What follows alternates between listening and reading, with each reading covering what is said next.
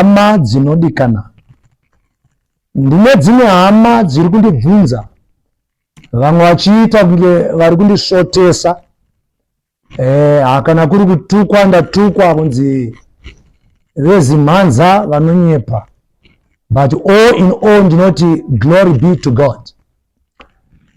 Vari kundibvunza kuti ko Great Zimbabwe yamaigara muchingo wawata 2023 muchingotaura iri kupi? Tato muna 2024. Kubva musi wa1 kusvika izvezvi ndange ndakanyarara, nekuti ndinozvipa time, kana kuti mafundisi mazhinji vanozviziva kuti kutanga kwegore tinozvipa time yekuti tinzwe kutaura kwaMwari. Ndakutaura mavhesi maviri ndozokuudza shoko raMwari pamusoro penyika ino yeZimbabwe. Mashoko maviri anichavhurisa. Rimwe ticharitora kuna Hagai chapter 2 verse 9. Rimwe from Isaiah chapter 42 verse 9. Hagai chapter 2 anoti, for the glory of this house, I love the word, for the glory of this house shall be greater than the glory of the former house. Kureva kuti kubwinya kweimba ino yamuri kuona kuchange kwakakura kupfuura kweimba yekutanga. Let us go to Isaiah. Nauti uteerere zvakanaka. Isaiah 42 verse 9. Behold, the former things have come to pass. Now I declare unto you new things.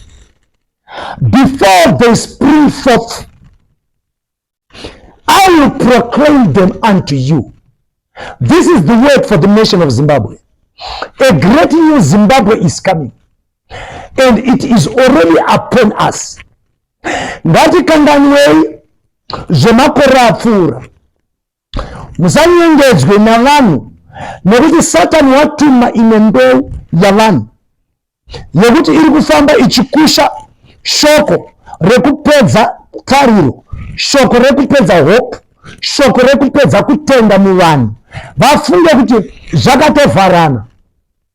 Hazvina kuvharana, nekuti a great new Zimbabwe is upon us. Hazvina kuvharana, nekuti fresh elections are coming.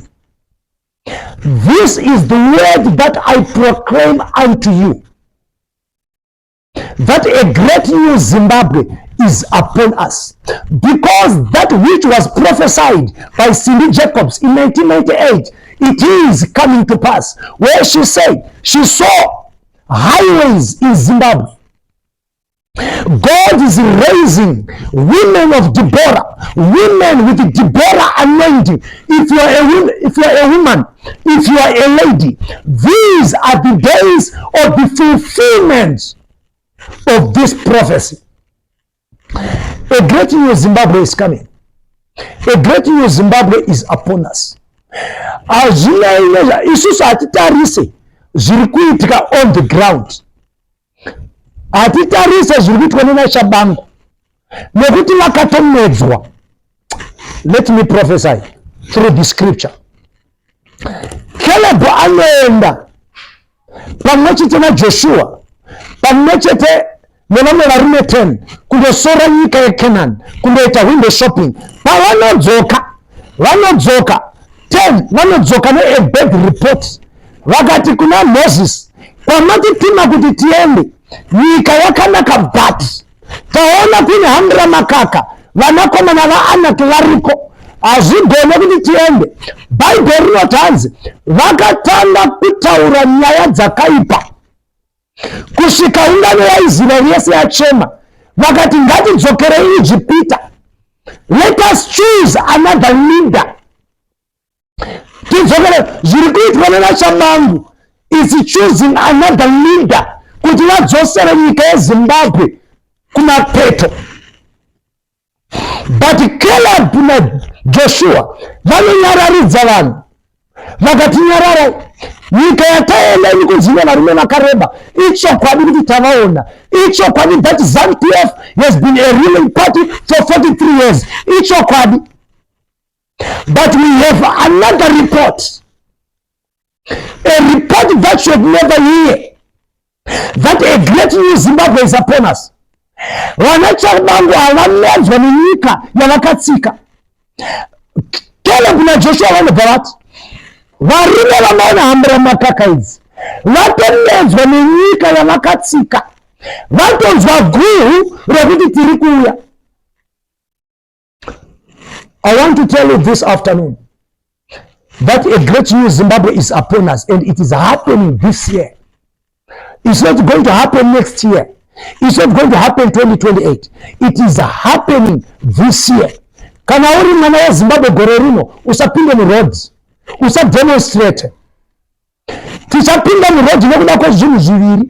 Chekutanga, tichapinda muroad kunokumbira mapurisa kuti vavhare dzimwe road, tozvambarara muroad tichinamata. Ndochachapindira muroad. Chechipiri, tichapinda muroad navana vedu, nanaamai vedu nanababa vedu, celebrating for a new Zimbabwe is upon us. You and me, let us continue to pray for the manifestation of a great new Zimbabwe. God bless you.